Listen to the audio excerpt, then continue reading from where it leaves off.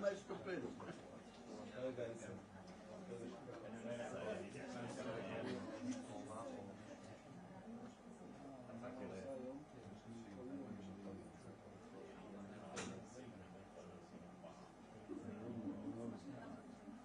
אני רוצה להקים לכם שתי על החוק.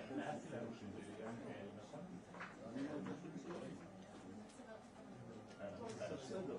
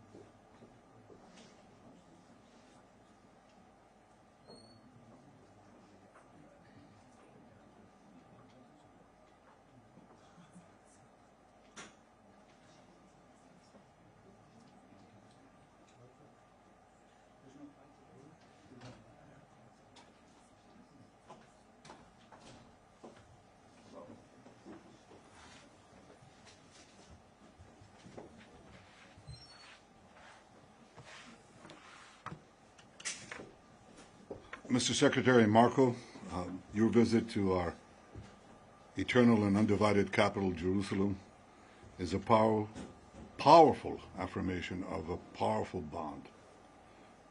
We stand in a time of immense challenges, the aggression of Iran and its terrorist proxies, those who chant, death to America, death to Israel. And they are not chanting it by accident because they see Israel as the front line of American civilization here in the Middle East.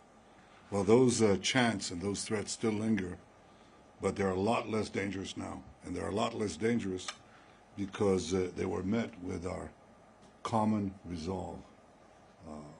And the decision by President Trump to target the nuclear facilities of Iran was not merely a militarily wise thing to do, it was also a message to the entire world that the United States acts to defend its interests and defend its allies. And America has no better ally than Israel. It's obvious that Israel has no better ally than America. You've been a remarkable partner, and our alliance, I think, has been forged for ages. President Trump says, he said to me the other day, he said, remember October 7th. That's what he said. It's like, remember the Alamo, remember October 7th. And we remember. We remember the savagery, we remember the incredible massacre of the innocent. We remember our hostages, and we're committed to bringing all of them home, the living and the dead. And we appreciate all the help that President Trump and you have given us in this sacred task. We remember Hamas, and we know that we must defeat them and ensure that they no longer are enabled to turn Gaza into a threat to Israel. They no longer should be there. Your presence here in Israel today is a clear message that America stands with Israel. You stand with us in the face of terror, in the face of the incredible, I would almost say, Middle Ages lies that are directed against us, the rising anti-Semitism in the world, and the really the weak governments that are putting pressures on us because they collapse under the pressure of Islamist minorities and incredible vilification. I want to thank you personally for your unwavering support of Israel's right to defend itself, for standing firmly against those who seek to isolate and demonize our nation. And I'd like once again to extend our deepest gratitude to a great friend of Israel, a personal friend of mine, President Donald J. Trump. The President has shown consistent leadership, moral clarity, and bold actions that have strengthened the alliances between our nations as never before. The American-Israeli alliance has never been as strong as it is now. And the President has been an outstanding global leader. He's really transforming the world to better all of us. And I can again repeat what I've said time and time again.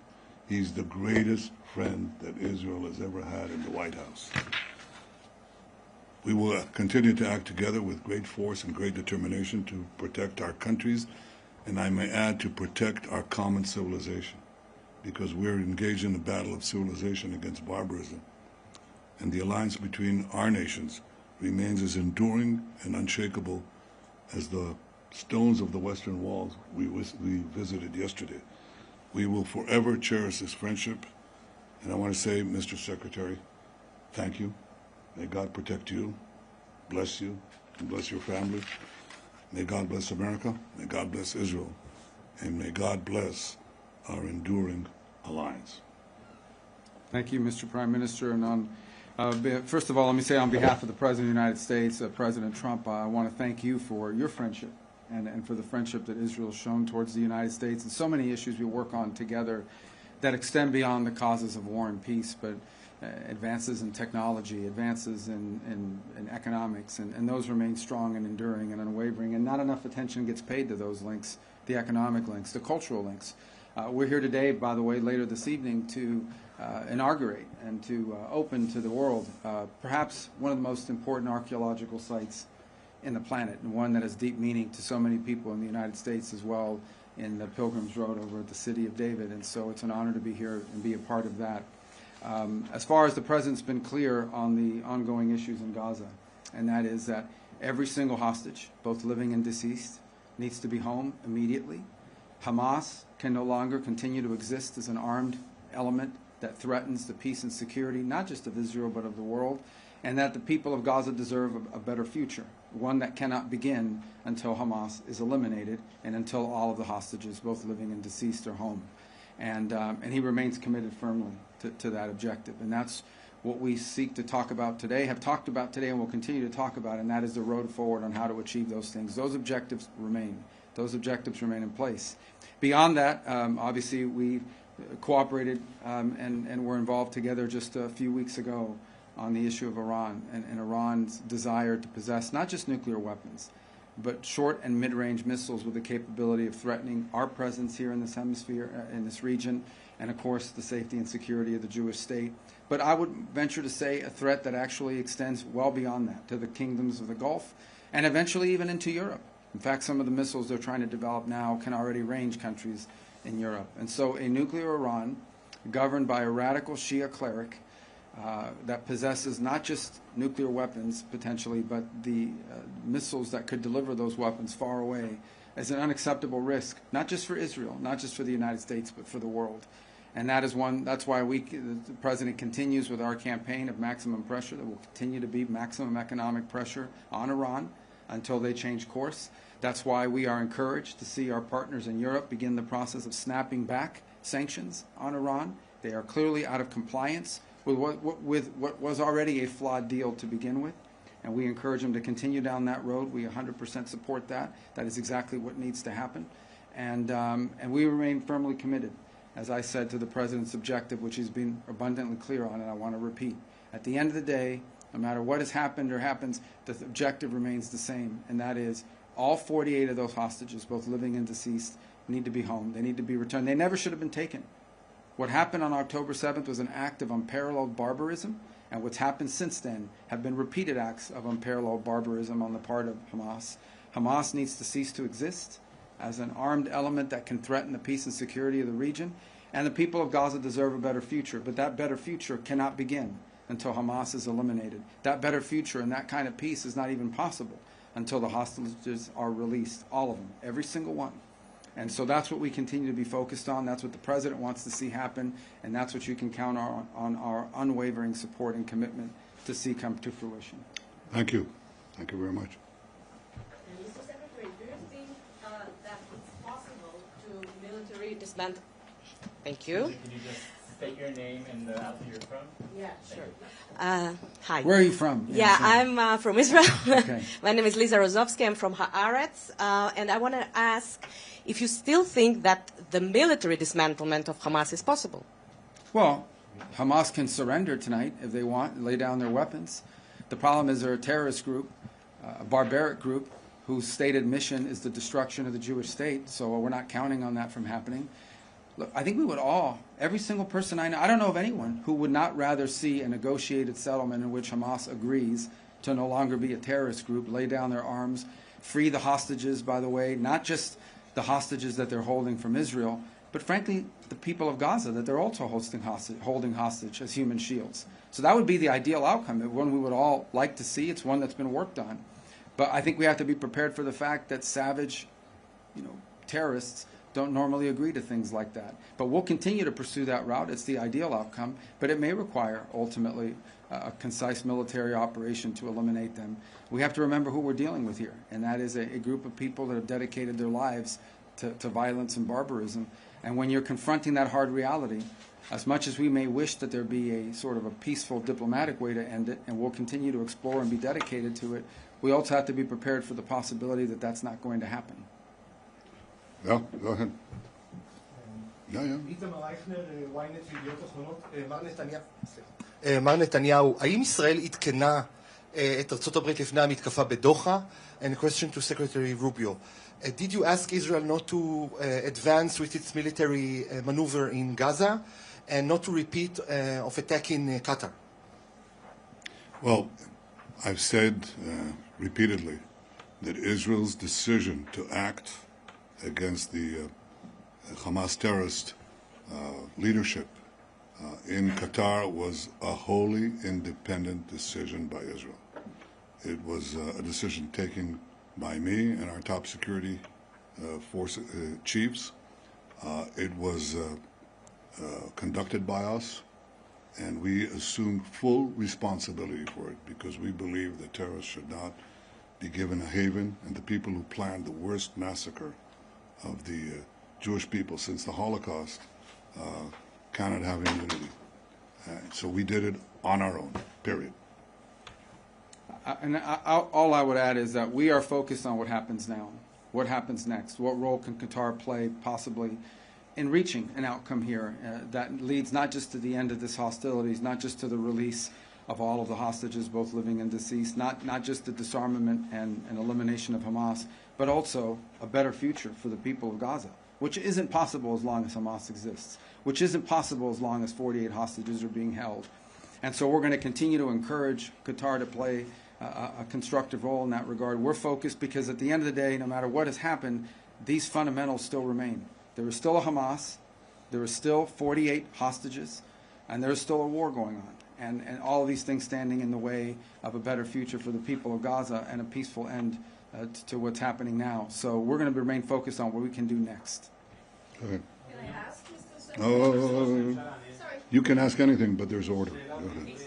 Go ahead. הנשיא טראמפ הביע את דאגתו הנשיא טראמפ הביע את דאגתו בעקבות רצח צ'רלי קירק שם בארצות הברית מארגונים רדיקליים בשמאל שמלבים שנאה וחותרים תחת הדמוקרטיה.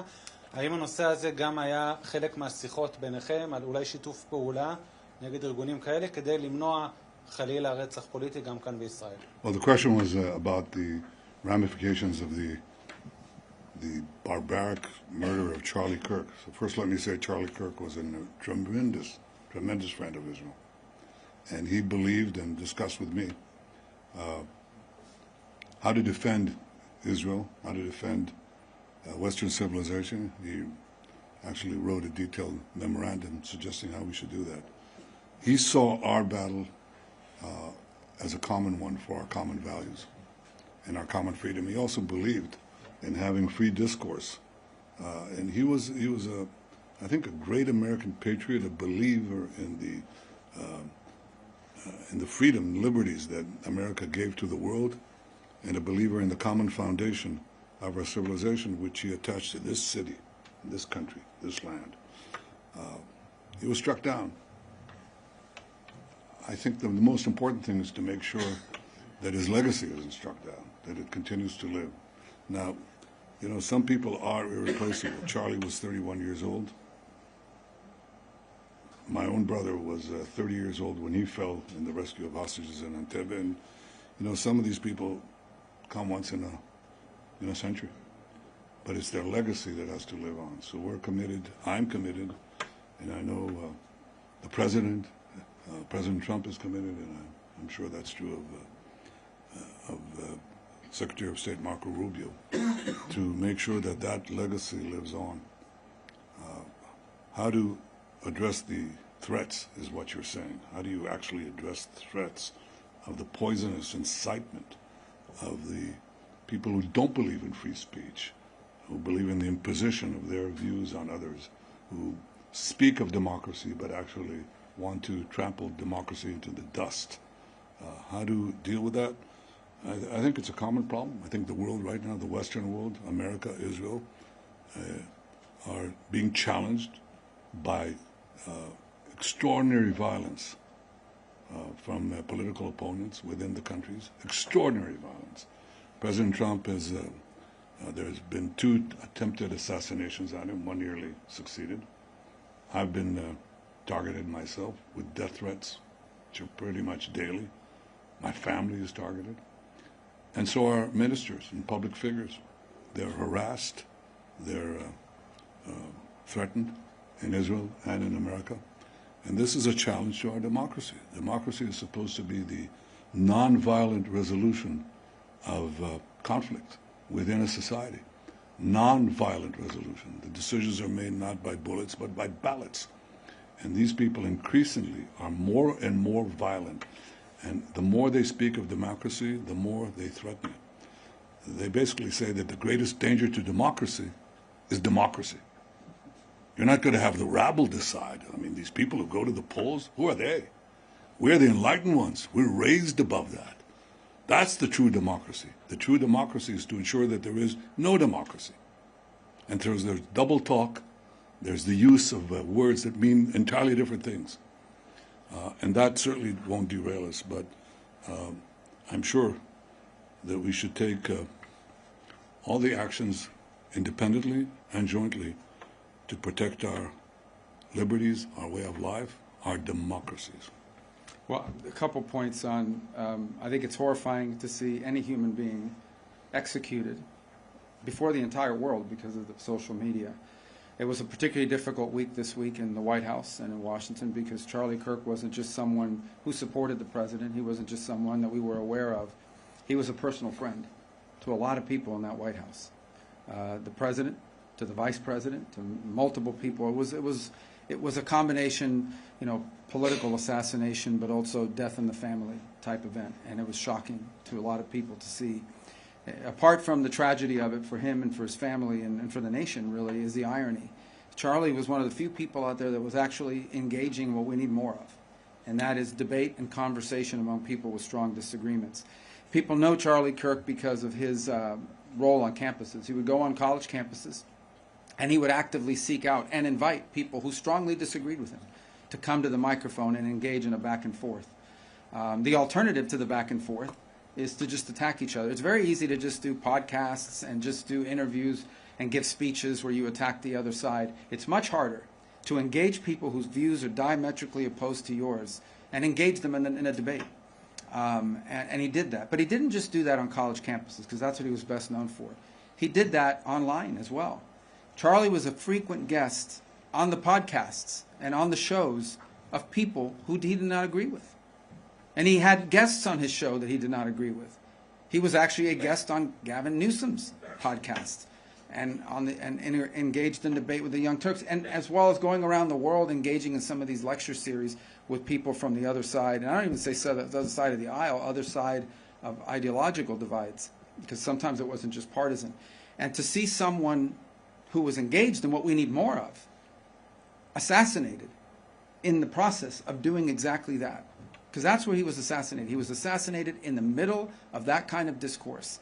I think was an effort not simply to silence Charlie's voice, but I think is an effort to intimidate and silence that kind of effort in America. And I think for the world to engage in that kind of discourse with people you disagree with. And once a society loses the ability of people with strong disagreements to engage in discourse, then the only option you're left with is either silence or violence, neither one of which is acceptable. Both are very destructive. Let's take from the foreign press. Thank you. Tom Bateman from BBC News. First of all, Mr. Secretary, you have very vocal anger from Arab countries, your Gulf allies, over the Israeli strike last week, accusing Israel of barbarism in their words. Isn't this a crisis now for American diplomacy?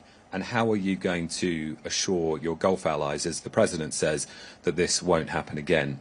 And Mr. Prime Minister, can you give us your assessment of whether last week's attack did actually kill any of the Hamas leadership in the building? And in Gaza City, with tower blocks being destroyed every day, dozens dead daily, are you simply using the civilian population of Gaza as a means to apply pressure on Hamas?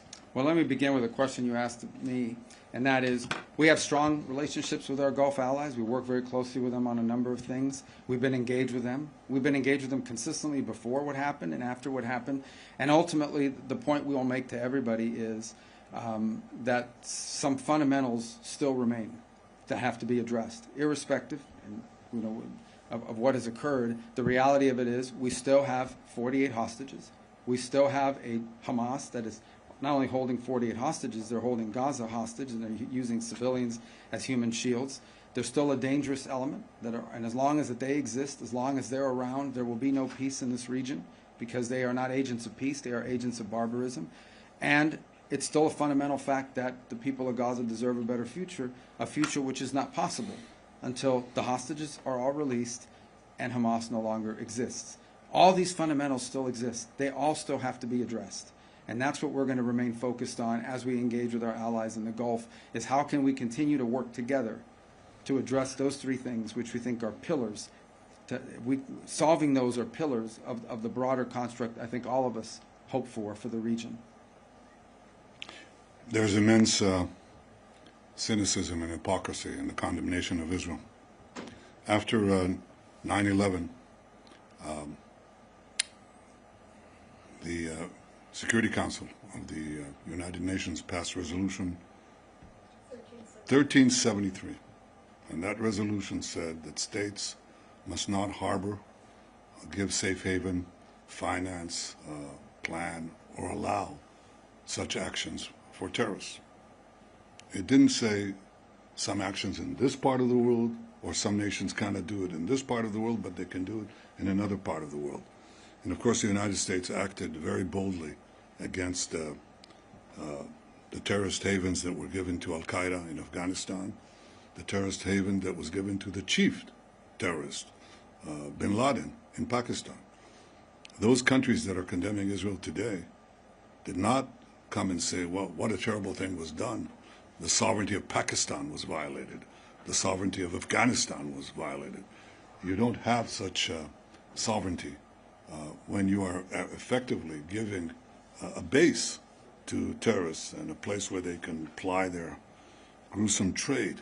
So it's the right of every country under international law to defend itself beyond its borders against those who would kill their citizens, murder them en masse. That is what guided Israel. What are we trying to do in Gaza? You say we're bringing down those towers to intimidate people? We're not bringing down those towers to intimidate people. Those towers are serving as Hamas strongholds. But what we're doing is we're telling the population, because we're going to take over and destroy the Hamas stronghold, they're one of the last two strongholds and the most important one that Hamas has left in the Gaza Strip. We ask you to leave. And what is Hamas doing? They're asking them to stay because they want to use them as human shields, as they've done from the beginning of the war. And we say, leave, please leave. Do leave, fast, and as fast as you can. And that's what we're doing right now. Hamas is telling them, Hamas is not only telling them, don't leave, but in previous occasions, including a few weeks ago, they shoot them. They shoot women and children in the legs, beginning with the legs, then they go higher if it doesn't work, to keep them in harm's way. So I think that to the extent that the world again is falsely condemning Israel, they should get their priorities and their facts right. It is Israel that is trying to clear the combat zones from civilians. It's Hamas that's trying to keep them in. So we'll continue to do what we can to make sure that they're out of harm's way, and we'll complete our mission, which is to free all our hostages, get them all back, and make sure that Hamas is eliminated. And on the assessment of the impact of the strike, whether the leadership was killed in Doha? Well, we're still getting the final reports. I'll tell you what the impact of the strike is. We sent a message to the terrorists. You can run, but you can't hide, and we'll get you.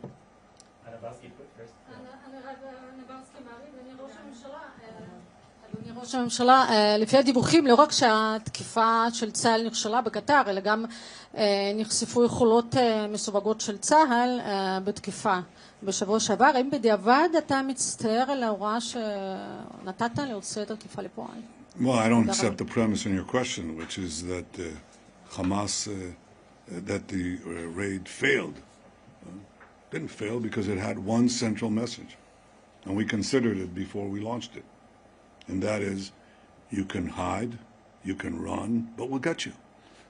You can, and this is important. I mean, terrorists they think they enjoy immunity, they'll do it again and again and again. And if you deny them that immunity, they'll think twice.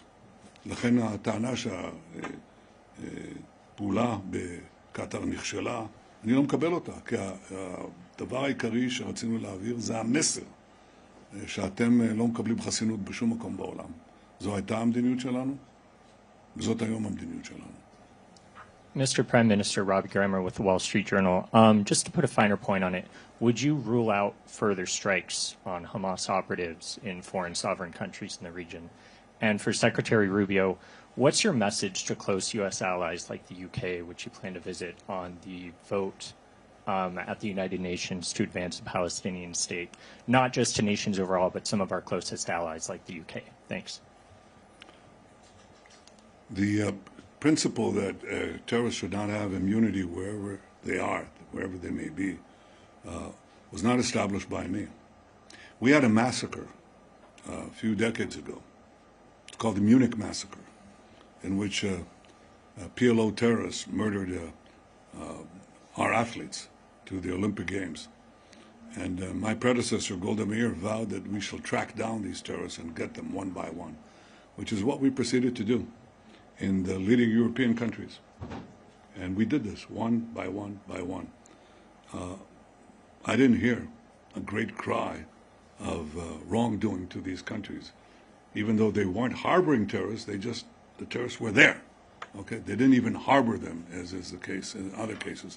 The terrorists happened to be on that soil, and we acted, which is what democracies do, including the leading democracy, when they have the ability to target terrorists to threaten their civilians.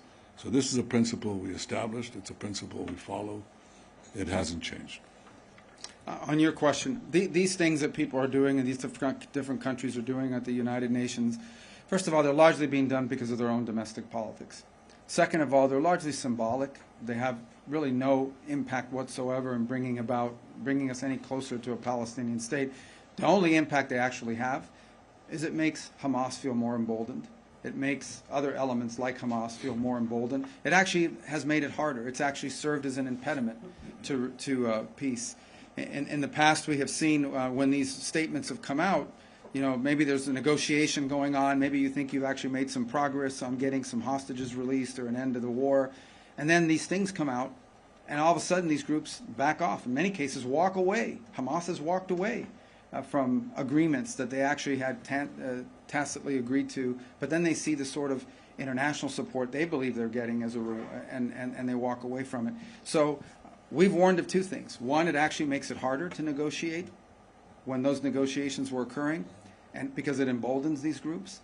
And the second is we've warned them that there will be an Israeli counter-reaction to those moves, and we've seen some of that happen as well. So I think these things have actually made it harder to end this war and this conflict, not easier. And we've expressed that to them. I've expressed that to them directly on multiple occasions, and I'll continue to do it. Now, they're going to do what they want, and they're going to continue to do what they're doing, but I'm telling you, it's actually hurting the cause they think they're furthering. Two last questions. Let's take one for the foreign press and one from the Israeli press. You take it. Go ahead. You tell them. Go ahead. It's fine. Thank you. Secretary, I wanted to ask, I know you mentioned prior to the trip that the focus of the trip was not the Israeli plans for the operation in Gaza City, but I was wondering if you could tell us if that's something, and Mr. Prime Minister, good to see you again, if this is something that came up in your discussions in terms of the U.S. view on the announced Israeli plans for military operations in Gaza City, and what the U.S. view is about this idea of, as some have talked about, a Gideon's Operation Gideon's Chariot kind of 2, or a continuation of the offensive, or an expansion of the offensive, potentially this month in Gaza City. Yeah. Thank you. The best way for me to put it to you is that the purpose, of our conversations have been about what the president. I'll restate what the president has repeatedly said. He wants every single hostage released. He wants Hamas eliminated as a threat, and he wants to then have the United States be helpful in rebuilding Gaza for the future that's going to be peaceful and prosperous, and not have elements like Hamas operating. That's the goal. Now, how do we achieve that? How do we get there? That's what we're always talking about. That's what we talked about today. And that's going to continue to be the focus of our engagement in this. We want all of the hostages out, all of them, every single one of them, both living and deceased, all of them. There should never have been hostages. This should never have happened. Okay, this happened because on October 7th, these animals, these barbaric animals, conducted this operation, and against innocent people that had nothing to do with any of this. And that's why this all started. We've forgotten that. People have forgotten that that's where this all began. That's why the president keeps saying, remember October 7th. We wouldn't even be having these conversations right now if these barbarians had not done what they did. So this is what brought us to this point. It needs to end. And how does it end? It ends by eliminating the people who did it, by ending them as a threat. It ends by releasing every single hostage, both living and deceased. There should never have been a hostage. There should not be a hostage now. And then, when all of that is done, then we can begin the work, I hope, internationally, to providing the people of Gaza the kind of future that they deserve, but that they will never have as long as a group like Hamas exists. So that's been our focus, and obviously, we have been the focus and at the core of much of what we talked about. How do we achieve what I believe is a shared goal, not just of the United States and Israel, but of multiple countries around the world and certainly in the region who want to see the same outcome. And that's what we've been focused on. That's been the president's focus. And he wants that to all happen as soon and as quickly as possible. You asked a question. What was the tail end of your question? Just if you could comment about, following your discussions of the past couple of days about Israel's plans with regard to Gaza City and potential expansion of the offensive there. Well, I'm not going to talk about our tactical plans. I leave that to our military people in the field. But I have stated the Cabinet's decision on 5 principles that I brought before it. And as Secretary Rubio correctly said, this war could end now. And it requires the first step for Hamas to lay down its arm, to release all our hostages. And I'll bring you the 3 other points that we put forward. The third is that Gaza should be demilitarized.